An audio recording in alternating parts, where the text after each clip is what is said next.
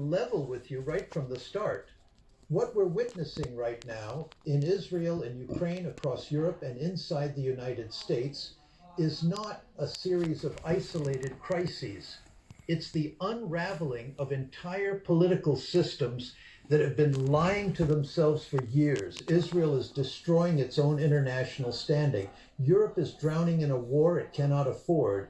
And Washington, well, Washington is still pretending it's in control while powerful interests pull the strings behind the scenes. None of this is accidental. None of this is mysterious. This is what happens when realism is ignored and ideology runs the show. So today, I want to walk you through how we got here and why the consequences are going to be far worse than most people realize.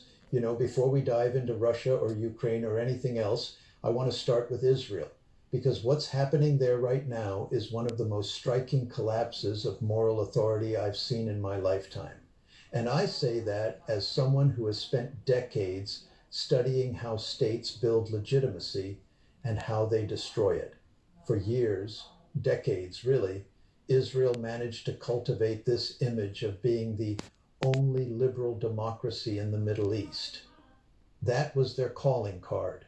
Western values, rule of law, moral high ground. You've heard the whole story, and plenty of Americans swallowed that narrative whole. Many still do, but narratives can only survive if reality doesn't completely contradict them. And today, Israel's reality is so dark, so corrosive, that no amount of clever PR can hide it anymore. What we're seeing now is a society that has moved so far to the extreme right that even acts that should shock any decent human being barely raise an eyebrow among large segments of the public.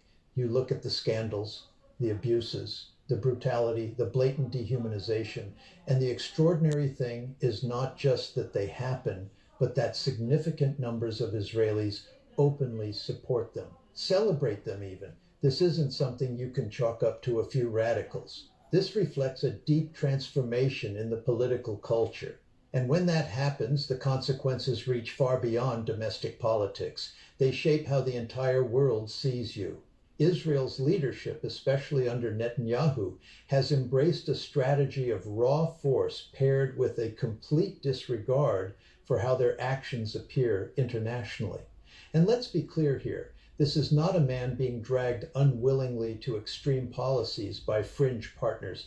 That's a comforting fiction some people in the West like to believe. The truth is far more disturbing. Netanyahu wants this. He has always wanted it. His long-term goal has been unmistakable: expand control over the West Bank, fragment or remove Palestinian society, and entrench a greater Israel reality that no negotiation can reverse. And the current situation, the chaos, the violence, the unrestrained rhetoric, is an opportunity for him. A terrible one, but an opportunity nonetheless. He has political cover. He has a divided, radicalized electorate. He has external patrons who are too compromised or too intimidated to oppose him.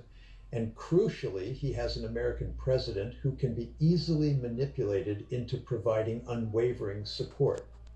That combination makes a perfect environment for pushing policies that, under any sane international system, would be unconscionable.